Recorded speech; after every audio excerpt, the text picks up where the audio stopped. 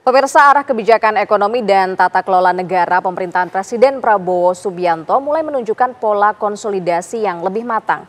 Salah satu tandanya terlihat dari keputusan menghapus tantim bagi direksi dan komisaris BUMN yang merugi, semua dewan komisaris BUMN serta memangkas jumlah komisaris. Untuk membahas mengenai hal itu, pemirsa, kita berdialog dengan seorang pengamat kebijakan publik, yakni Bapak Trubus Rahadiansyah. Selamat siang Pak Trubus, bagaimana kabarnya Pak? Alhamdulillah, sehat ya Pak ya? Alhamdulillah. Nah, ini kita tadi sudah mendengarkan ya statement atau pernyataan dari Presiden Prabowo Subianto. Nah, kalau di RAPBN 2026 yang sebelumnya sudah disampaikan ya, kita juga sudah menyimak bersama beberapa waktu yang lalu.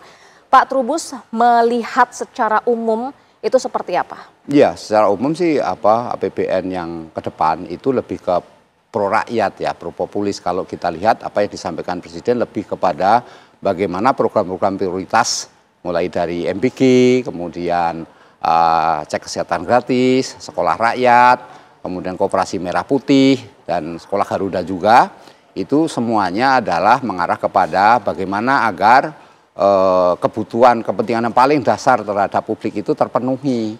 Sehingga disinilah kemudian saya melihat bahwa APBN yang ada sekarang itu disusun tahun 2026 itu lebih kepada pemenuhan kebutuhan publik yang paling dasar, begitu Mbak. Dan itu selalu menjadi masalah beberapa tahun sebelumnya. Karena apa? Karena APBN lebih dimanfaatkan oleh mereka-mereka yang istilahnya kelas atas, sementara yang masyarakat bawah, masyarakat tertinggal atau masyarakat di wilayah 3T lah, taruhlah ya, tertinggal, terdepan, terisolasi, itu tidak kebagian. Sehingga kemiskinan ekstrim kita seperti arah Bapak Presiden itu arahnya nanti menjadi 0% gitu, sehingga tidak lagi ada istilah kemiskinan ekstrim, itu yang diarahkan. Jadi APBN yang ada sekarang memang lebih diarahkan untuk ke peningkatan agar orang miskin itu naik kelas gitu, kira seperti itu Mbak. Harapannya seperti itu ya, semoga orang miskin bisa naik kelas dengan RAPBN 2026. Nah, tapi ini kita sedang membicarakan juga mengenai tantim ya Pak ya, atau bonus sebelumnya diberikan pada para direksi BUMN begitu. Nah, kalau kita menyimak pidato dari Presiden Prabowo Subianto, sebenarnya Pak Trubus melihat urgensi atau masalah yang mendasar dari tantim, sistem tantim ini seperti apa sehingga akhirnya perlu untuk dihapuskan? Iya, karena dalam sistem tantim itu kan sebenarnya tantim itu kan bonus ya, artinya memberikan penghargaan, apresiasi kepada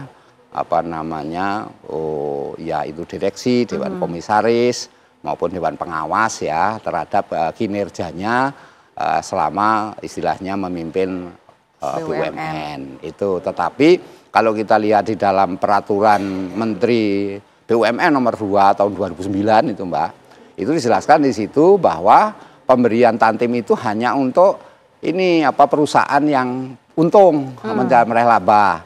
Tetapi di situ ada kelanjutannya, ternyata tidak, kalau misalnya perusahaan merugi pun tetap dapat tantim sepanjang ada kenaikan dalam performanya. Nah, inilah kemudian ada dugaan gitu, kemudian seperti ada ini Mbak akal-akalan Bapak Presiden. Karena apa? Karena kemudian ada yang mempercantik laporan keuangannya itu. Gitu. Supaya bisa mendapatkan bonus supaya atau bonus itu ya. Jadi dari rekayasa ada semacam financial engineering yang kemudian akhirnya dapatnya tinggi. Kalau kebetulan perusahaannya untung, taruhlah misalnya Bank Himbara, ya Bank BNI misalnya untung gitu ya. Itu bahkan beredar di media sosial atau di berbagai media itu dewan direksi itu dapatnya sampai 33 miliar Mbak, per anggota, itu anggota ya. Nah, kemudian juga komisaris itu dapatnya sekitar 15 sampai 16 miliar dapatnya itu dari dari ini setahun. Nah, itu yang kemudian disampaikan oleh Presiden juga bahwa ada yang tidak ngapa-ngapain lah kira-kira gitu, 1 tahun dia dapat 40 miliar. Nah, ini kan karena apa? Karena bisa saja pada saat diajukan kan ada namanya RKP Mbak, rancangan keuangan itu.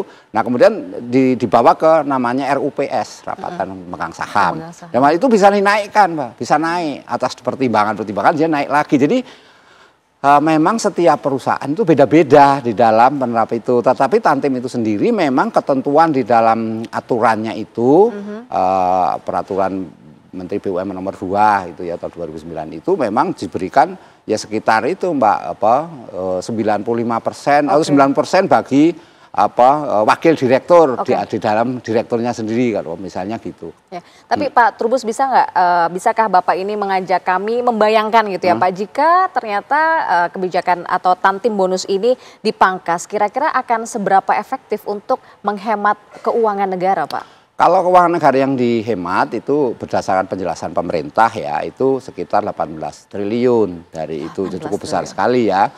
Sehingga tentu itu nanti akan bermanfaat ketika kemudian bisa disumbangkan untuk menambah APBN ke depan, setidaknya seperti itu. Sehingga ini kalah bentuk tata kelola yang kemudian saya tulis di dalam artikelnya di dalam media Detik.com waktu itu dan berbagai media. Nah, saya berikan penjelasan bahwa di situ adalah satu tata kelola baru di mana kemudian tantim itu yang dulunya menjadi beban perusahaan atau beban pemerintah karena harus memberikan. Nah, sekarang sudah tidak lagi diberikan. Nah, tetapi pemberian tetap ada yaitu kepada direksi, dewan direksi, karena dewan direksi itu adalah orang yang langsung berkaitan dengan maju mundurnya dari perusahaan itu, sehingga bentuk penghargaannya tetap ada, hanya kepada yang namanya dewan komisaris, dewan pengawas itu tidak ada lagi seperti itu. Nah, sekarang pemerintah kemudian mengubah lagi yang namanya dewan komisaris dan sebagainya itu adalah dari ini Mbak, dari pemerintah. Makanya ada wamen-wamen, beberapa puluh wamen itu jadikan di situ sebagai dia tidak dapat tantim dan dia tetap mengawasi kerjanya dari perusahaan itu atau BUMN itu Mbak. Tapi efektif atau tidak Pak kira-kira untuk memperbaiki kinerja BUMN ke depannya jika memang betul tantim ini dipangkas? Iya, kalau pengawasan dan segala hal itu tata kelolanya makin transparan, kemudian ada lebih kepada bagaimana kemudian kemanfaatannya secara publik juga luas, tentu itu akan efektif Mbak. Karena kan sesungguhnya yang terjadi adalah bagaimana kemudian publik melihat pemberian tantim ini seperti ini Mbak, bonus-bonus yang begitu besar dan itulah menimbulkan semacam ketidakadilan.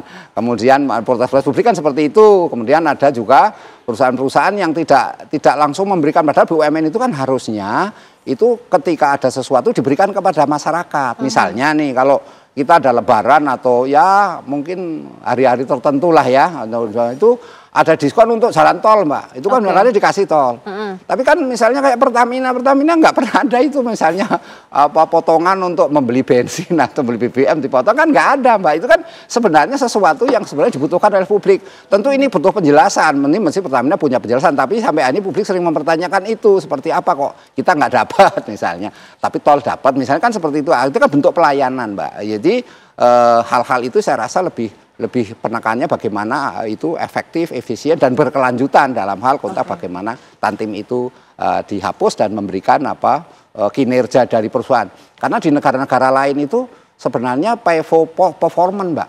Jadi di sana hanya perusahaan yang beruntung itu diberikan. Kalau dia nggak beruntung ya enggak gitu. Di negara lain juga menerapkan juga seperti itu. Gitu. Oke, dan Bapak tadi menyampaikan juga pengawasan itu akan menjadi sangat penting begitu ya untuk melihat efektivitas kebijakan ini. Nah, tapi Pak Trubus, dengan efisiensi ini menurut Pak Trubus apakah nantinya bisa mengembalikan BUMN ke fungsi utama sebagai mesin pembangunan ekonomi nasional untuk kedepannya lagi? Iya, saya rasa akan seperti itu Mbak. Artinya kembali on the track lah, kembali ke kitohnya jalur bahwa seharusnya, jalur gitu yang ya? seharusnya, di mana kemudian keuntungan dari BUMN itu nanti diberikan kepada kemanfaatannya untuk publik, karena bagaimana juga BUMN itu adalah bagian tak terpisahkan dari publik, karena itu dananya kan asalnya dana publik yang dipakai. Nah, sehingga cara pandang ini memberikan nuansa bagaimana kemudian agar publik merasa terlayani, merasa puas dengan ini, dan apalagi kemudian target pemerintah juga cukup besar, misalnya nanti tahun depan bisa memberikan kontribusi BUMN ini kepada ini APBN Mbak, sekitar target berapa 800 triliun atau berapa itu ditargetkan. Artinya memang di situ ada BUMN harus kerja keras Mbak untuk memperoleh keuntungan profit, tapi juga kerja keras untuk memberikan pelayanan kepada publik juga, itu memang gitu. Oke, nah sebelumnya ini kan surat edaran per tanggal 30 Juli 2025 terkait dengan ini kan juga dikeluarkan oleh Danantara ya. Kalau Pak Trubus sendiri melihatnya sinergitas antara BUMN dan juga Danantara ke depannya nih untuk mencapai tujuan-tujuan yang tadi kita sampaikan seperti apa Pak? Iya, kalau kita lihat kan Danantara sebagai inilah yang mengawasi, mengelola juga kan secara ini, sehingga nanti BUMN ini memang bekerjanya mau nggak tahu berdasarkan performance. Jadi tidak lagi ada istilahnya tadi Pak Presiden akal-akalan udah nggak ada lagi, dan otomatis juga akan transparan tata kelolanya, kemudian lebih efektif ya, dan dalam ini juga keberadaan pemerintah yang ada di situ melalui BUMN itu, melalui beberapa pejabat yang duduk di komisaris ya, itu kan akan mendorong percepatan daripada kinerja dari perusahaan itu BUMN, Mbak. Gitu. Tapi selain tiadakannya berkurangnya insentif begitu ya, bisa kita katakan kemudian juga berkurangnya komisaris ya Pak Trubus. Nah, kira-kira mungkinkah fungsi pengawasan nantinya juga akan menurun mengikuti pengurangan-pengurangan yang ada atau bagaimana? Saya rasa dengan adanya Danantara dan berbagai hak, publik juga ikut mengawasi. Saya kecil Pak kemungkinan untuk itu, artinya malah justru terjadi dorongan yang kuat karena karena tadi kenapa pemerintah menempatkan orang-orangnya di BUMN itu kan sebagai wakil pemerintah, sehingga ketika nanti ada persoalan misalnya perusahaan itu kok nggak maju-maju atau perusahaan itu kok malah turun untungnya, itu kan pemerintah bisa memanggil itu pemanggil dari kabinet yang duduk di itu seperti apa sesungguhnya, sehingga bisa dibongkar. Kalau selama ini kan memang yang sebelumnya itu banyak dinikmati oleh relawan-relawan itu malahan ya, orang lain yang sebenarnya nggak bisa dipertanggungjawabkan secara sistem pemerintahan, Mbak, gitu. Oke, berarti kebijakan ini artinya masih awal ya Pak, harus banyak pengawasan lagi ke depannya ya Pak, tidak bisa dilepas begitu saja ya, supaya bisa semuanya ini on track kembali tadi. Betul, seperti kata Pak Trubus. Baik, terima kasih Pak Trubus Rahadiansyah sudah bergabung bersama dengan TV One di Kabar Siang.